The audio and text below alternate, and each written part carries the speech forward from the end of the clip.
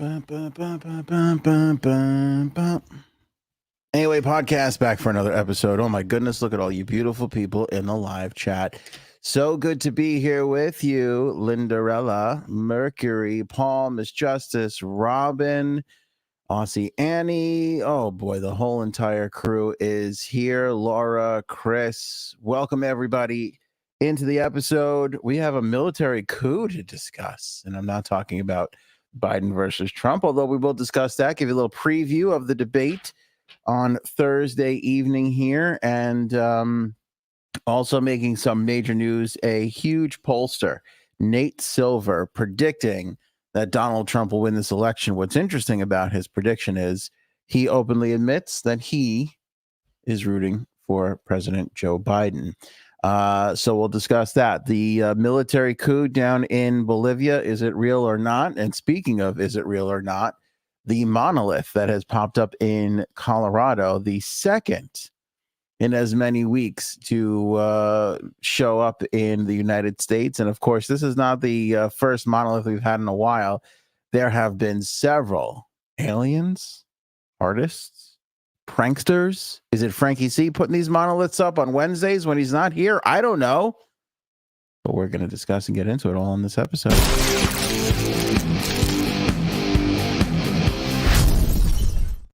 Bleep, bleep, bleep, bleep, bleep. Okay, presidential debate Thursday evening should be a interesting course of events.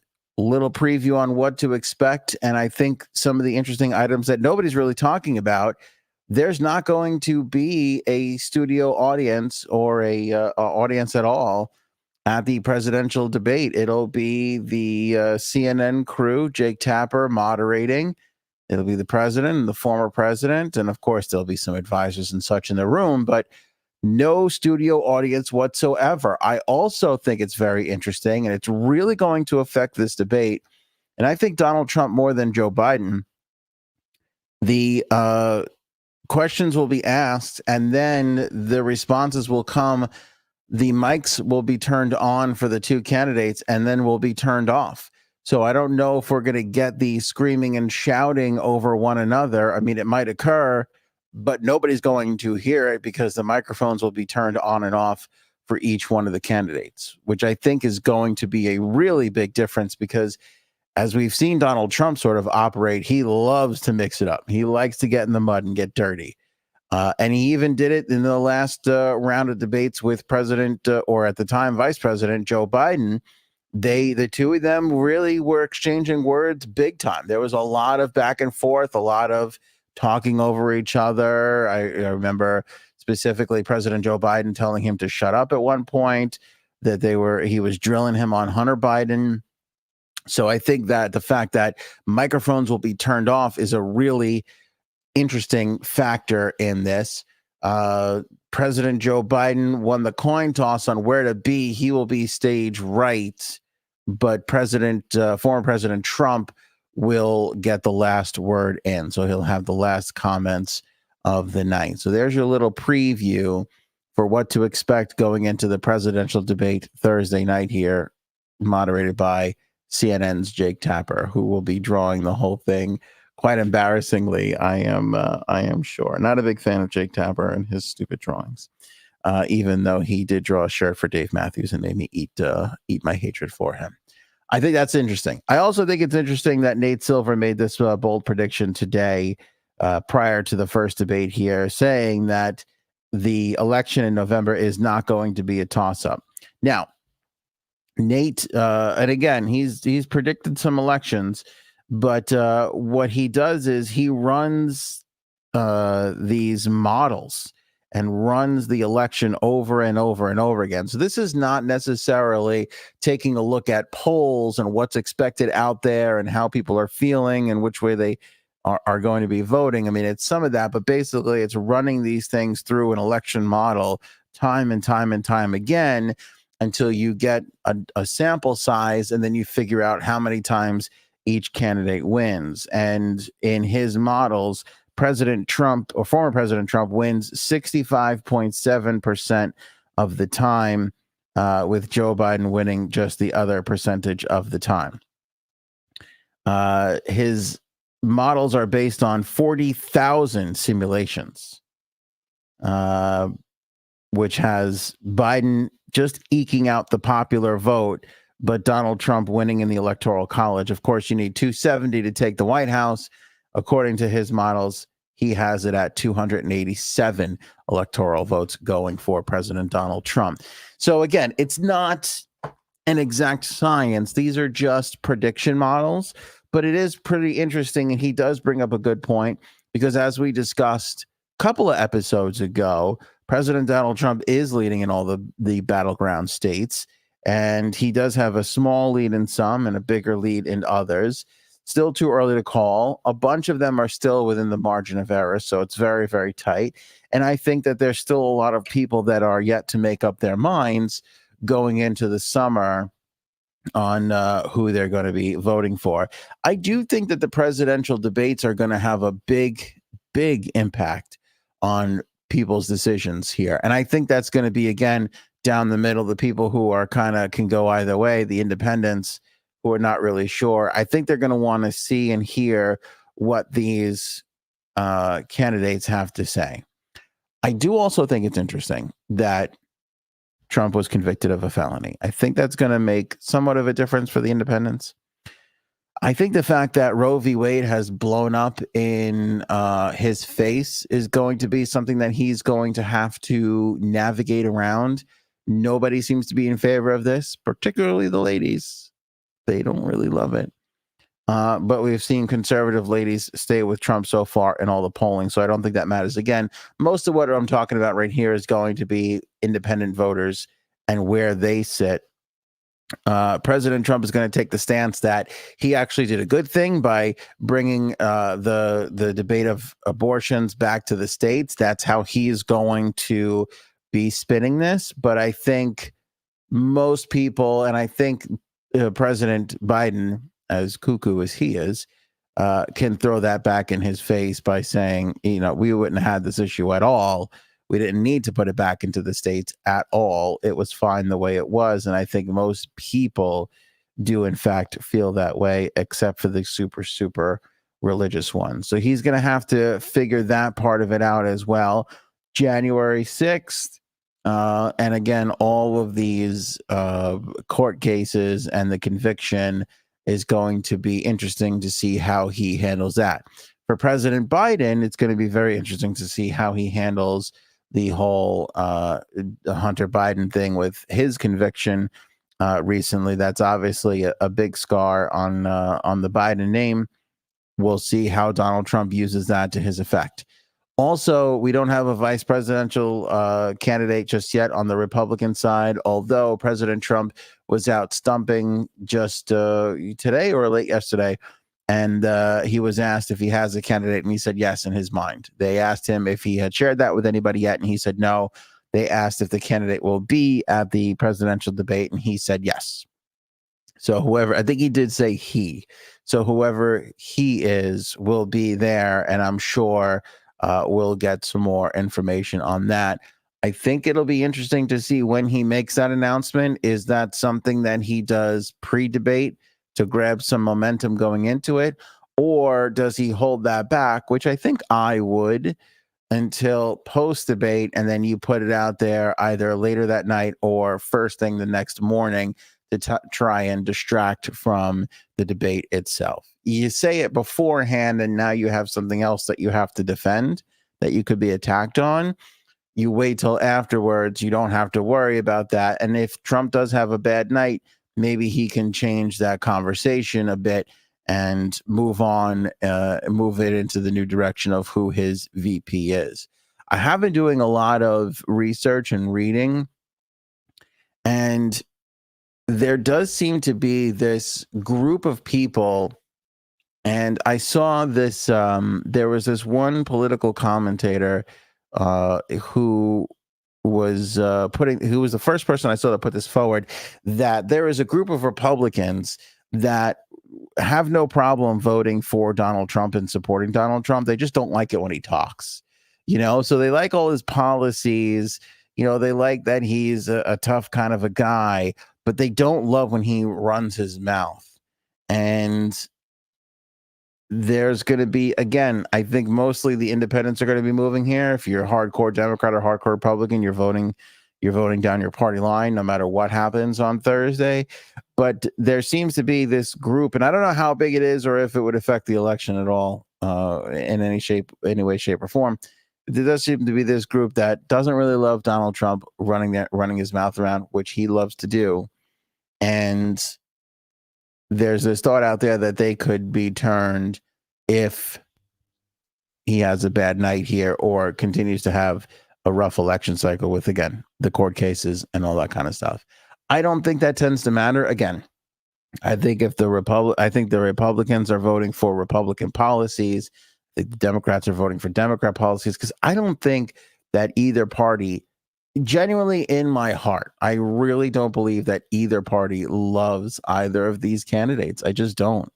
No matter what people will tell me, I refuse to believe, because they both had shitty, awful approval numbers towards the latter part of their first 4 years. I just don't think we love these people. I think we love our own parties. I think this country loves its own parties. And these are just the two that are, in the lead right now. And I don't think, no matter how much they hate the person in their party, they're going to flop on their party. I just don't. Fly NY says, I hope Biden doesn't fall on stage. I hope he doesn't fall asleep on stage. They keep throwing around. There's this Trump joked that he wanted Joe Biden to take a drug test. And there's a lot of thought down there that Adderall, B12, vitamin B is not really a drug, but it does give you a bunch of energy. You get a shot of that in the ass. You got a little bit of gumption going there. You got a little bit something going on. Everybody's often accused former President Trump, of being on Adderall. Who knows? This ain't the Olympics. This ain't Major League Baseball. There's no drug testing. There's no, there's none of that kind of stuff. These two are either gonna, who knows who's getting hopped up on Diet Coke and whatever, or regular Coke. Who knows? I don't know. It's gonna go down, and there's no drug test. You got to deal with what you got to deal with. I'll tell you what, though, that President Biden, bless his heart, he's looking really slow these days. I mean, really slow. I saw footage of him getting on the helicopter heading over to Camp David, where he's been doing his presidential debate prep. And he's very moving like a zombie more and more these days. He's really been moving like a zombie more and more these days. Miss Justice says he's a loose cannon. I'm assuming we're talking about former President Trump there. And I think that's what everybody's waiting to see, is which Donald Trump shows up, because we've seen him be a bit more reserved. We've seen him at times reel it in a little bit and be really pinpoint accurate on his attacks. And there's been other times, I think the majority of the time, where he's just a wild, crazy, and bizarre loose cannon. So I don't really know what to expect what we get here on Thursday night. We'll have to wait and see. And I think it's just going to be interesting. I think we just got to sit back and watch. But according to Nate and his 40,000 models here, President Biden runs away with this by a large majority, which there is some truth to. I think this election comes back down to Pennsylvania. I think we're going to see that. I mean, obviously, we're talking about the battleground states of Georgia, Arizona, Nevada, Michigan, Wisconsin, and Pennsylvania. It seems like Joe Biden has to win a majority of those, and he's trailing in them now, as we've said in the polls. But like I said, a lot of that can change. But I think it's going to really come down to Pennsylvania. Those 20 electoral votes are really, really going to make a difference, because you can make an argument for each one of these candidates getting to that 250, 260 mark, even suffering some tough blows. But Pennsylvania and those 20 votes right there, those are really, really going to be crucial. Really going to be crucial. And TD Freelancer says 100% true what I'm saying. So we're going to take that as an opportunity to move on to the next topic. which is maybe in our future, a good old-fashioned coup. Over there in Bolivia, if you're not familiar, President Arce is dealing with an upcoming election that he's going to be facing next year in 2025. And similar to Trump versus Biden, Arce is going to be facing off against the person that he took the office from, who actually is a former colleague. They used to be buddies. Well, today in Bolivia, there was a military coup there where the armed forces went ahead and took a tank and just plowed it into the presidential palace in La Paz. And the president was there. It was led by the general, Juan Jose Zuniga, who runs the military down there. So he led the coup, go in, bust down the doors. They tried to take over the whole thing. It was put down. Interestingly enough, not a shot fired today in either direction, outside of just some gate damage. That was really it. They were able to quell this riot fairly quickly. President Arce took to Facebook to release a video to tell everybody to remain calm, that they were in control, to let democracy reign. And he blamed the former president and General Zuniga on this coup. And then he put it down. There are some out there that are saying that it was President Arce, not former President Morales, who organized the coup, which I find interesting because I'm no military coup expert, but usually somebody shoots something. Usually somebody fires a shot. It's very rare you bust down a gate and then everybody, I mean, I don't know. It was hard to see because it happened in the palace. But it was kind of like, I mean, hey, everybody, calm down. Let's all go home. And then all the people with the rifles leading the coup go, oh, okay. And they turn around and left. Nobody fired a gun. They just broke a gate. That's the military coup. This has to be the weakest military coup I have ever seen. So there is a theory out there now amongst some political people that are saying that this Arce sort of staged this whole thing, made it look like, hey, I was able to put the coup down and democracy is going to reign here, and comes out trying to look like the hero of the day, trying to make the former president look bad, for causing this sort of dissent within the government. Now, Bolivia is in a ton of trouble. The country is in serious decline. So there's not a lot trending in the right direction for them right now. But people are saying, with the country falling apart, they might want to go back to Morales. And maybe this is a last-ditch effort for this guy, for this president, Luis Arce, to kind of get this going back in his direction. And I don't know. I think it's interesting. I don't believe we have a diplomat right now for Bolivia, but we do. There is somebody obviously there. And I forget what her name is, but supposedly somebody took AI and dubbed her voice over a video of her calling for this exact coup. If you go on X right now, you'll see a lot of people saying, oh, this has the United States kind of all over it. And that's based off of false information that our representative to Bolivia released this video saying that, we need to take the country back and all this stuff, blah, blah, blah. But the United States has come out and said, that is not true. That is not us. Our representative has come out and said, I did not say that. This was all, AI generated. And so that has all basically been debunked. I'm going to choose to believe our own government here on this one. And because we got our own shit going on. We got plenty happening without having to start a coup in Bolivia. But people who didn't miss, people on the internet, of course, who missed that part are all going, hey, the United States is behind this yet again, another coup that the United States is behind. I don't believe that. I do think it's scary, though, that we're living in an age with this AI stuff where you can, we see it all the time. I run through videos all the time where I hear Elon Musk talking and it's not the real Elon Musk, or you hear Joe Rogan talking and it's not the real Joe Rogan. It's kind of crazy and scary. So to be able to take, this one particular person talking, in speeches all the time, run it through AI and have her say whatever you want, to cause a coup, that could cause some trouble. Listen, in the United States of America, we can basically find these things out and figure it out.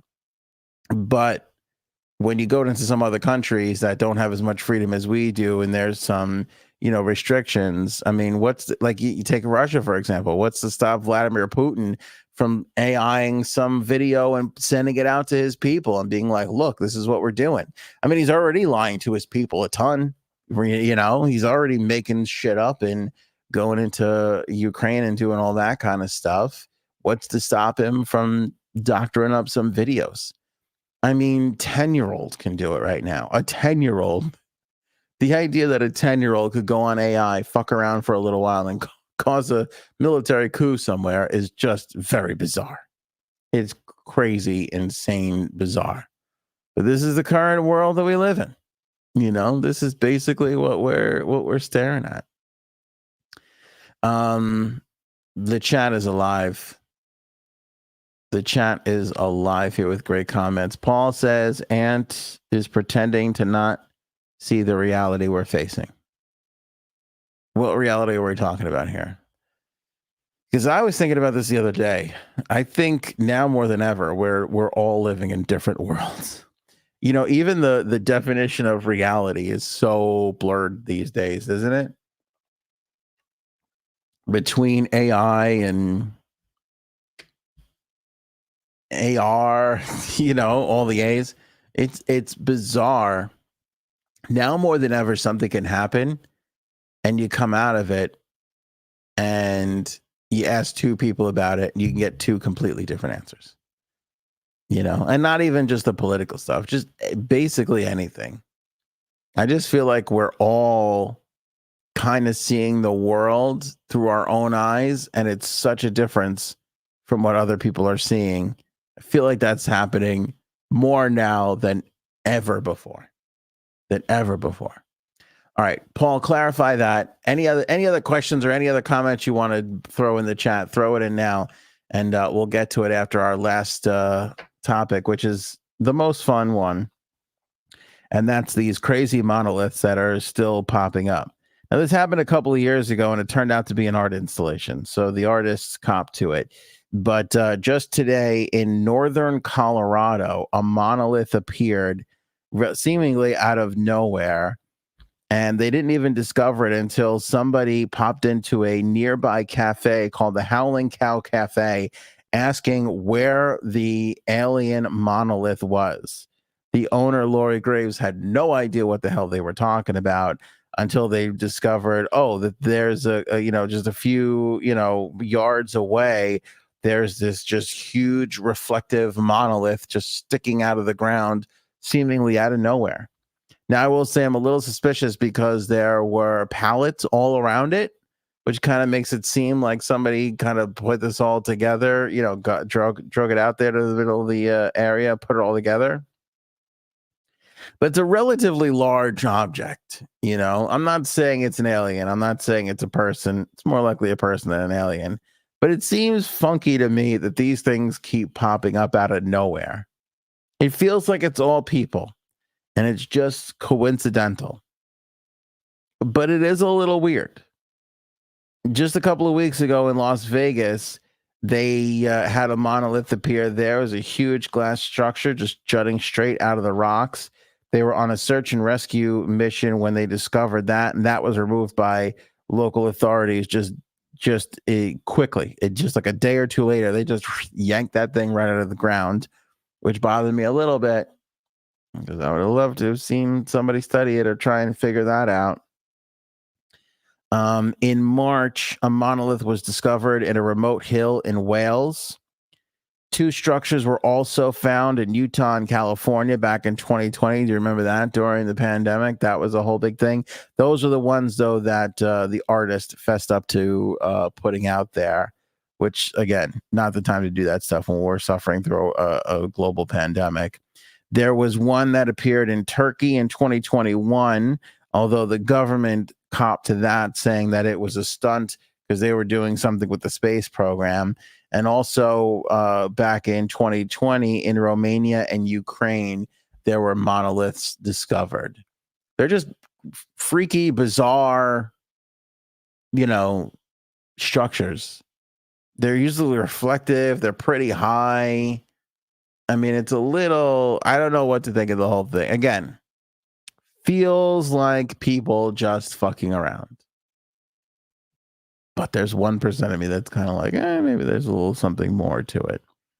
I mean, it takes a crazy amount of energy to just drag one of these things out to not be seen or found or not have anybody be like, oh, I saw some people putting that together. For it just to pop up like that, like nothing.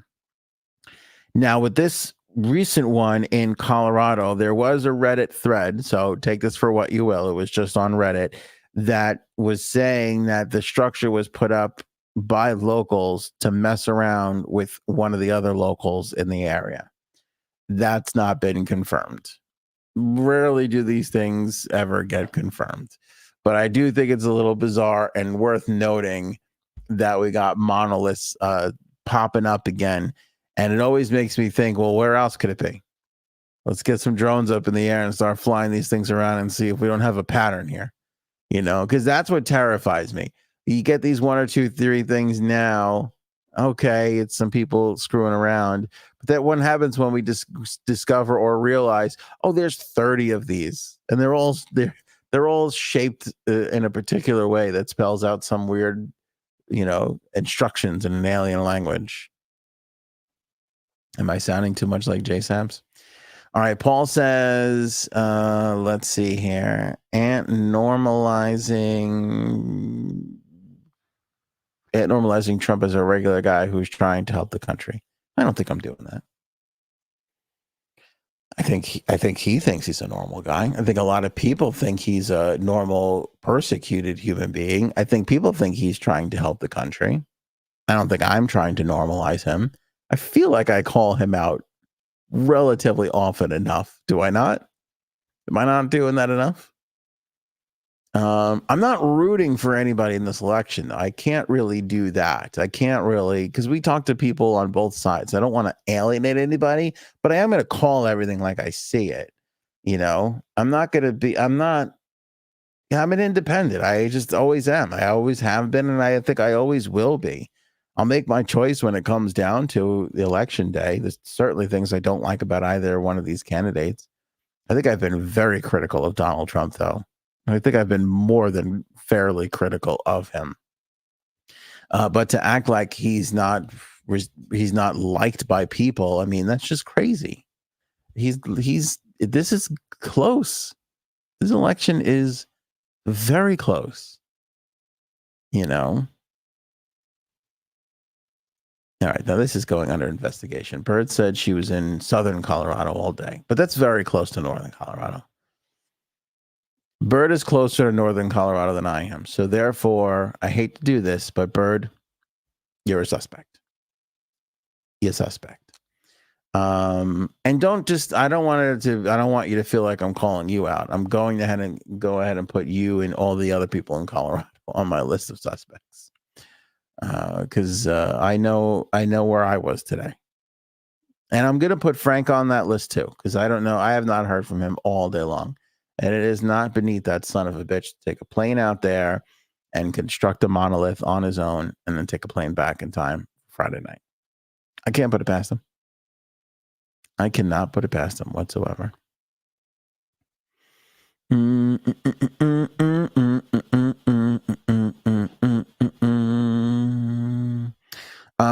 Totally unrelated. Have you ever watched Fringe? No. But I tell you what I'm really excited for, and here's one thing I'm going to try and get you guys on board with.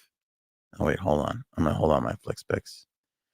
Paul says, but you treat both the same when one is clear threat to our country. I don't. Listen, I mean this. I really do. If Donald Trump gets elected again, we'll be just fine. We will be just fine. Now, I know Frank has taken me to task on that before. I know that we're dealing with Roe v. Wade in the wake of the last Trump presidency and everything else, but and the pandemic and all that kind of stuff. It was rough and bumpy, but it is 2024 and we are still here. And I hate to say this, but no matter who comes in 2028, we will still be here. I'm sorry. I just believe in the country. I do. I believe in the country. And I believe no one person, even Donald Trump or Joe Biden or any president for that matter, is going to topple this thing over. I just don't believe it to be true. I'm sorry. And I'll believe that until the day that the country actually does topple over. I'll be saying that until either I die or America dies. But I believe that to be true. Listen, the first time Donald Trump started throwing out these wacky theories about a stolen election, he did just about everything he could. He really did just about everything he could, all the way through January 6th, and we're still here. Am I wrong? Because I think we're still here. Right? I mean, was it bad? It was bad. Are we still here? We're still here. We're here. Yes, even January 6th. We lived through it. We made it through. Did people die? Yes. Was it tragic and horrible? Yes. Am I a January 6th denier? No. I think he was a really bad president that day. Very, very bad. I think he should be ashamed. Oh, that's the other thing he's going to have to answer for. You know, he went around these Trump speeches, you know, bullshitting about having all the January 6th people having their sentences wiped off, letting these people go free. He's going to have to answer that question. That's not a good look. The crazy fucking MAGA people are going to eat that shit up. The people in the middle are not going to like that. So that's another thing he's going to have to answer to in the debate. And if I was Biden's team, I would press him fucking hard. I would get him to say that he was going to commute those people's sentences on that debate, because that is not a good look I don't believe the independents are going to like to hear that kind of shit, because they all saw it with their eyes. I mean, in my heart of hearts, 85 to 90% of this country felt like that was a bad day. And that was not a good day, and that those people are criminals. I really believe that 10 to 15 to 20% of those people the people in this country feel like that was the FBI or, you know, all these crazy people trying to make the Republicans look bad. You certainly hear that kind of stuff. I don't believe that's the majority of the country. I don't. You know, I don't. Paul says optimism is great, but people can't let their guard down. That's true. But I also feel like, Paul, you're rooting so hard for the Democrats that you can't, you got to push it to the extreme to make people feel something. But I feel like, you know, I think people like Paul, like Frank, very passionate, right? Very, very passionate. They want to hit that point home so hard that when you guys talk about things and make points, you make it sound like the end of the world to try and convince people to see it your way. But I actually think that has a negative effect on people these days, and I don't think that people don't really respond to that. So I feel bring a little perspective into all these conversations, and leave the exact amount of weight that is needed for all of these separate issues. January 6th, Roe v. Wade, you know, how important these are to people. They're all going to play themselves out. You know, they're all going to play themselves out. And I think people are going to make up their own minds. They're certainly not going to make up their minds listening to a Tucker Carlson or a fucking Don Lemon or any of that shit, or even us. I just don't feel like people are going to listen to that. They're going to look at what these candidates are saying, what their policies have been, what their behavior has been, and they're going to make a decision that way. They don't need anybody else to convince them of it. Everybody who saw January 6th has their opinion about it. You're not going to change it by bringing up this fact or that fact. That's just kind of how I feel about it. Like Miss Justice, how about the facts stand for themselves? I believe they will. I believe people who saw January 6th they saw that day the way they saw it, and that's the end of it. And I feel like a majority of people saw that as a really bad day with really bad leadership. Really bad leadership. I feel like you can go back to the podcast during that time, and I said, this all doesn't bode well for Trump, especially if he's going to try and come back and win an election again in 2024. I really don't think that time did well. But again, and I've said this time and time again, all the stuff we're talking about, January 6th, the last days of his presidency, not showing up for the inauguration, the taxes, the Roe v. Wade, all this stuff, I feel like it takes a backseat to this summer and the economy. The summer is good during this economy.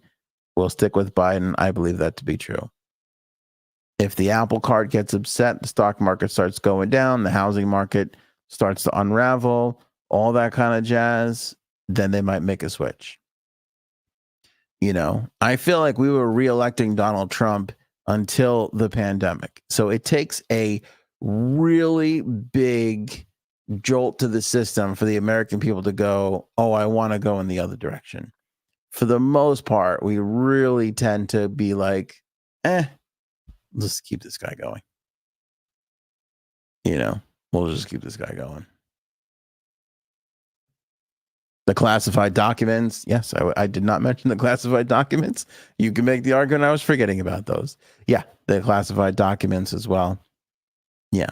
The problem with the classified documents thing, though, is they discovered that all of them have the classified documents. Biden, Obama.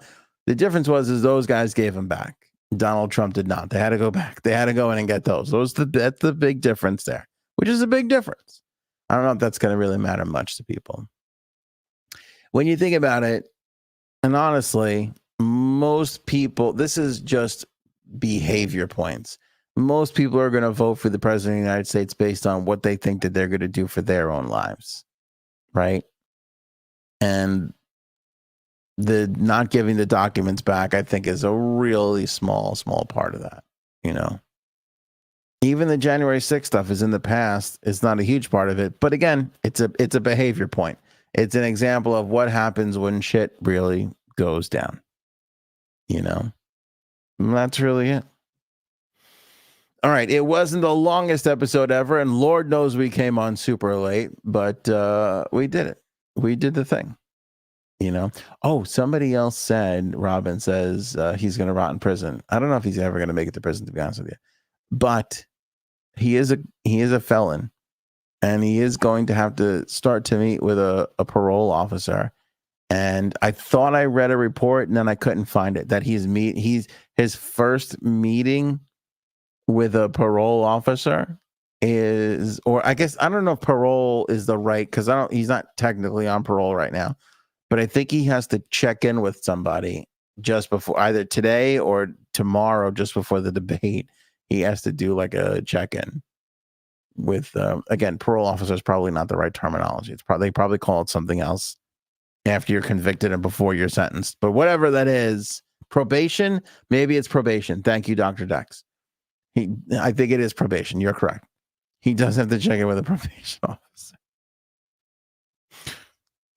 Yeah, I don't know. It is weird though, isn't it? I mean, we used to, any sort of scandal ever, anywhere, used to knock you straight out of an election. Any scandal. I smoked pot. I cheated on my wife. I forgot to pay those taxes that year. I mean, you go up and down the line, more so in primaries than in elections. And any one of those itty bitty little scandals, I said this thing, off color comment that was caught on a mic somewhere, all of that shit. And somebody was out. And then suddenly in 2016, none of that, like a light switch, boom, it just went off. It just went off. Nobody gave a shit. I think it was the grab him by the pussy line. We were all like, oh, this is it. This is the end. And then it was, who's the fucking Breitbart guy? Pot Mark Face. What the fuck is his name? That other crazy asshole. His name just left my head. Anyway, that guy was like, you do not leave this. You do not pull out of this right now. You stay with this. Who's the crazy guy that was running this shit for Trump in the first election? The guy with the fucking nutty hair. Bannon. Thank you, Robin. Bannon told him, you do not leave. You do not leave. Bannon was the guy. Not even Trump. Bannon was the guy. He was like, you stay in this election no matter what. And he was right. He had the fucking pulse of the people. He knew, hey, this little scandal ain't going to matter anymore. This stuff doesn't matter anymore. And he was right. Crazy to think, but he was right. Oh, quickly, I do want to talk about this before we go. A little bonus topic for you. There was a police officer. We wrote a blog about this. And I'm pretty passionate about it. So I wrote a blog about it because, I don't know, it just lent itself to the written word. So if you haven't read it yet, go check it out at anthonyonair.com. I'll put the link in the live chat for you right now. But I'll summarize it for you. There was a cop down in North Charleston. So he gets suspended because he suspects his wife of cheating on him, right? Now, in his position in the police department, he runs the surveillance cameras, the traffic cameras and all that kind of jazz for the North Charleston PD. So he suspects his wife of cheating on him with another cop. What? It's fucked up, right? So he uses the surveillance cameras to track her. Then he starts to threaten her and tell her, if I find out you're cheating, I'm going to wind up in prison. The implications being he's going to kill either her and the other cop or both, right?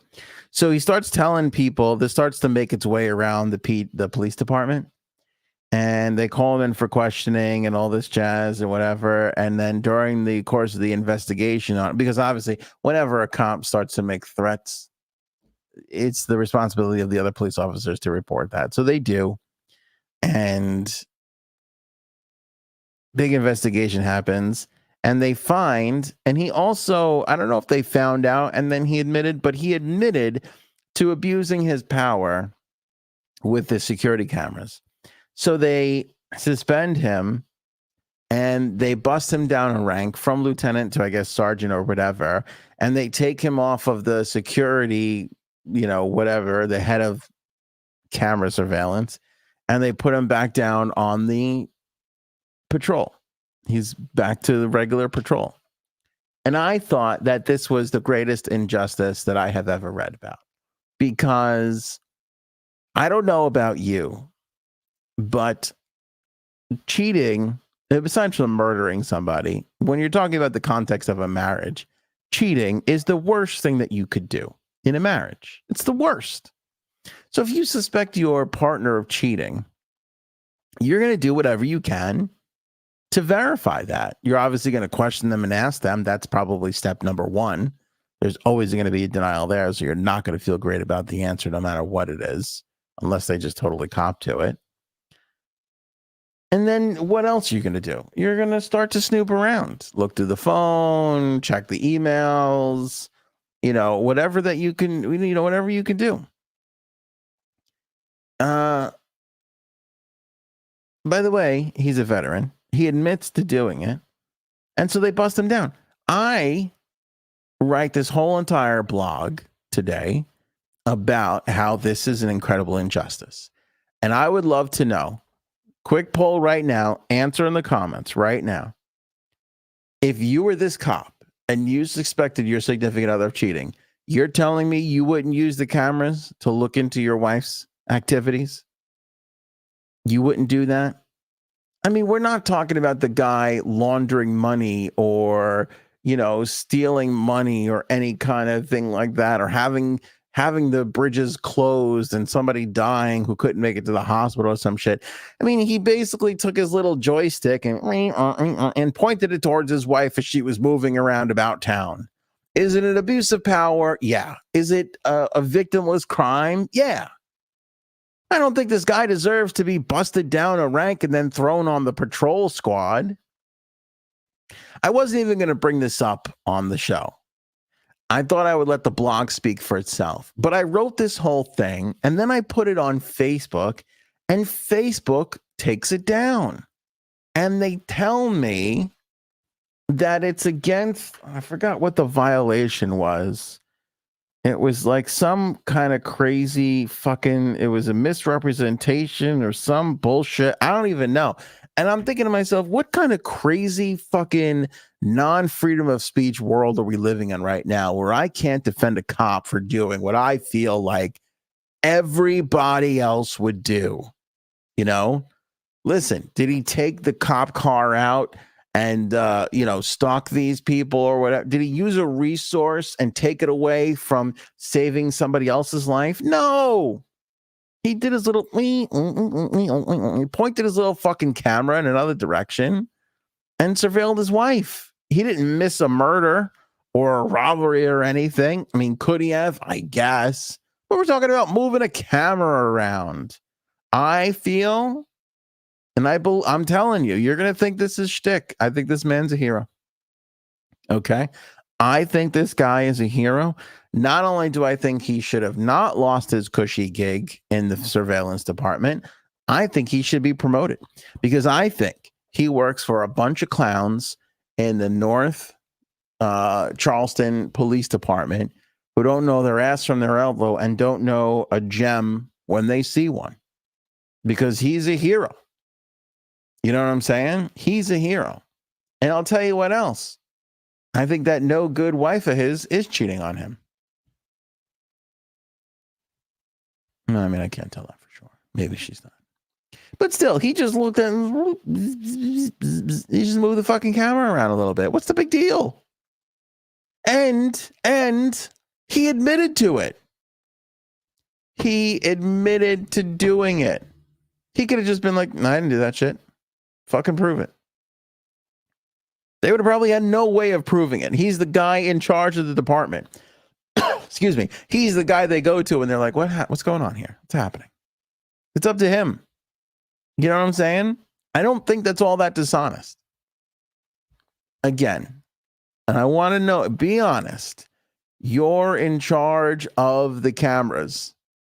You think your wife, your husband is cheating on you.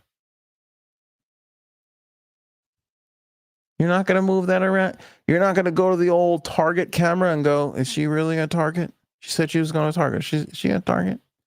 He said he was going to the gym. Is this son of a bitch going to the gym? You're not going to fucking move that camera around? Take a look, see? And this guy lost his cushy gig just for that. 6 months probation suspension just for that. When she might have been cheating on him with a coworker. Come on. Come on. First of all, and I don't know this for sure, but I bet you in those camera departments, I bet you a fair amount of the time, they wind up just looking at whoever the hot person is. If they dig on dudes, they're probably looking at the dude with the six-pack. If they dig on chicks, they're probably looking at the chick with the ass. You know what I'm saying? I'm sure they're just moving those cameras around to look at hot people for a long time. Listen, I know this for a fact because I worked for the Islanders for a little while. The camera guys at the games, all they did was put the camera on hot chicks during commercial breaks and during pregame when they weren't supposed to. I know this for a fact. And then they go like this, we're white balancing. Bullshit. Bullshit. You're looking for hot chicks in the crowd. We would all do it. We would all do it. And now we're going to sit here on our high horse being like, oh, he did a bad thing. Give me a break. This man is a hero. First of all, most people, I think, would have just flat out killed his wife. I mean, I think that happens more often than not. At least he had the state of mind to go, you know what? Let me throw her a little threat. If I catch her, everybody's dead. And then I'm going to go check the cameras and just make sure. You know what I'm saying? He checked the cameras. That's it. Nobody got hurt. Victimless crime. Victimless crime. You know? And I put this in the blog and I mean it to be true. It's like how I yell at my kids. You know, and I tell them not to do shit. And then I know they're going to do it again. You know? Like this guy's going to... They're all going to do it again. You know, you mean to tell me those cops aren't on the beach cam looking at the chicks in the bikinis? Come on. Come on now. You know what I'm saying? All right. Well, this is a crazy response, Bird. You're going to have to explain yourself here. It's none of my business if my significant other is cheating. I think that's called an open relationship. I don't know if that's necessarily, if you're in a relationship and you don't care if the other person is sleeping around, that's an open relationship. That's technically not even cheating, I don't think. By the way, you know what caught me off guard? Jelly Roll. And what's Jelly Roll's wife's name? Cuddles. What's Jelly Roll's wife's name? Mrs. Jelly Roll? Bunny. Yes, it is. Thank you. They're in an open relationship. Did you know that? What? Open relationship. Really? Yeah. Because she was not a porn star. She was a stripper. Oh, she was a hooker? Oh, okay. Then he's a big dude. I mean, he's big dude. But yeah, they're supposedly in an open relationship. As he said. Yeah, he said they brought, and he said in the beginning they brought a lot of chicks into the relationship, but supposedly she has this crush on a dude and is openly flirting with the guy and trying to get him to fuck her. And Jelly Roll said he doesn't mind. That doesn't matter to him. Which is kind of crazy to me, because when you hear him talk about their relationship, they got together and it was weird because they were kind of like friends or whatever, and then they weren't whatever, but he had a daughter and she helped him get his first apartment and all that stuff. Yeah, so they have like this like super tight bond, and you'd think that would deepen it even more, but no, he doesn't care if some other dude puts his dick in her. It just feels very, I don't know. Let's see. Bird says, nope, it's not in my hand. It's not my hands getting dirty. That's their business. If they want to be a piece of crap, that's their karma. Well, all right, I get that. I certainly understand that. I also don't think you can really prevent somebody from. I see what you're saying. You can't prevent. If you're a piece of shit, you're a piece of shit. I feel like it's going to happen. You can't really prevent somebody from doing that. I don't think threatening them is going to help. But I'll tell you this: it seems to be working for Cuddles. I'm not saying that I'm willing to do it, but certainly the threats have curtailed me from even thinking about women. To be totally honest with you, like she threatens me once a week. Once a week. I remember I got I was taking the garbage in, and she goes, "I'm very lucky to have you. You're a good husband. You take the garbage." And I said, "Thank you." She goes, "But if you ever cheat on me, I'm going to cut your dick off." So I was like, "That's a bit much for a Tuesday morning. It's only 7:30. Can we save the dick cutting off threats for? I mean, can I get an egg in me before we start doing this kind of thing?" Didn't matter to her. She's like, nope. She was like, don't forget it. And then she showed me the knife. She was like, this is the knife that I'm going to cut your dick off with. And I said, that's the dullest, rustiest knife we have. And she goes, yeah. Nobody said anything about this being a quick process. So I don't know if it curtailed this young lady from sleeping with the other police officer, but it's certainly working on your old pal Aunt. I'll tell you that. But yeah, I was surprised to hear that Jelly Roll is an open relationship with the lady there, with Bunny. Seems kind of bizarre if they have this like such deep, tight bond, and they have this wonderful story of being there for one another. I mean, he's a big dude though. I don't know how she fucks him to begin with. I hate to be a chubby basher, but that's a big dude. That is a big dude, and she's gorgeous. I mean, I don't really like men, so that's part of it. I don't really see how anybody sleeps with a man. We're just disgusting. We smell. Our feet are awful. What weirds me out the most is when people go, "Oh, I love the way a man smells." I'm like, "What? Really?" Because it's awful. It's all awful. Big problem with men. Especially the one I see when I look in the mirror. I can't stand that one. Oh my goodness.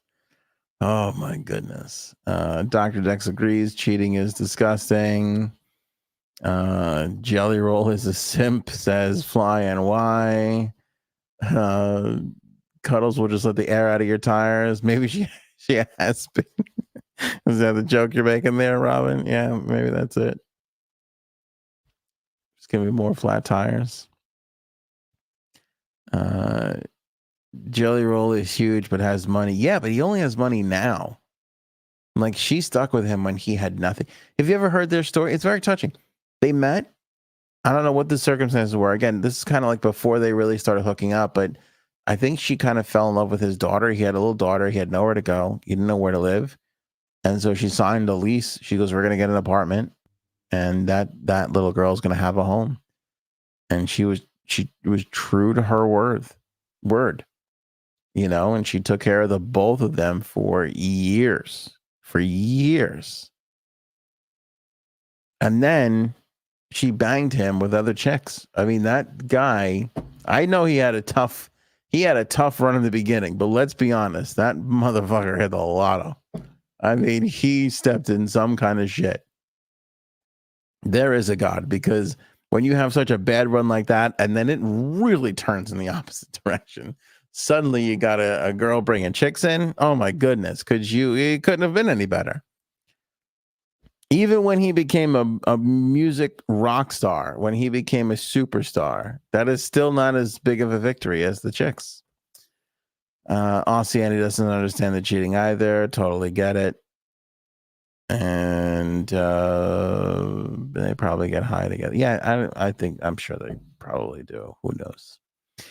Hey, whatever floats your boat. You want to have more people come into the relationship? Good for you. Yeah, I'm not here to judge. I just don't get it. I still don't understand it. But that's a level of maturity, maybe you want to call it, that I just right over my head. Can't get it. But anyway, I believe this to be true about this lieutenant. Check out the blog section of anthonyonair.com. We've been putting a lot of stuff in there. A lot of good blogs been coming out lately. The Matthew Perry, the whole mystery behind his death. We lost Shifty Shellshock, the guy, the lead singer, did the Butterfly song, lead singer of Crazy Town. Come, my lady, come, my lady, you're my butterfly, sugar baby. That dude. Long history of drug use there. He's gone. We've got the AOA cocktails to try this summer. All those cocktails you submitted, we put the recipes up on the website. It's all in the blog section. All these fun things are up in the blog section. Go to anthonyonair.com, click on blog, check it all out, read them all, share them with your friends, retweet them, re-Facebook them, re-whatever them, do all the things. It's all up at anthonyonair.com. All right, fun hang on the solo show with you guys here on the Wednesday. Friday, we're back. Hopefully, Jay Zabs will be with us. Hopefully, Frankie C will be here with us. Hopefully, Aaron C is cooking up another fun game for us to play, whether it'll be Blind Top 5 or Last Man Standing or Put a Finger Down or Put a Finger Up. Something, whatever it is. I don't know what Aaron's going to come up with. She's creative. She's got lots of great ideas. And she's got a book, Oval, which is available on Amazon right now. Link in the description of this episode. Go check that out if you want to give it an old purchase. Robin was talking about one of the characters earlier on the episode in the chat there. I was very generous. And yes, Miss Justice hit it on the head. Please hit the like button. Helps with the algorithm. Share it if you can. Subscribe if you will. And if you really love the program, become a member. For as low as $2.99, you can help us monetarily support this thing, which will be much, much appreciated. Really loved hanging with everybody. Thanks so much for all the comments. You guys are all great as always, as you always are. Again, whether you're watching on Facebook, YouTube, Spotify, throw a like on this bad boy, and we'll catch you guys on Friday. Enjoy them debates. Show me potato salad. Maybe we should go now. Go ahead.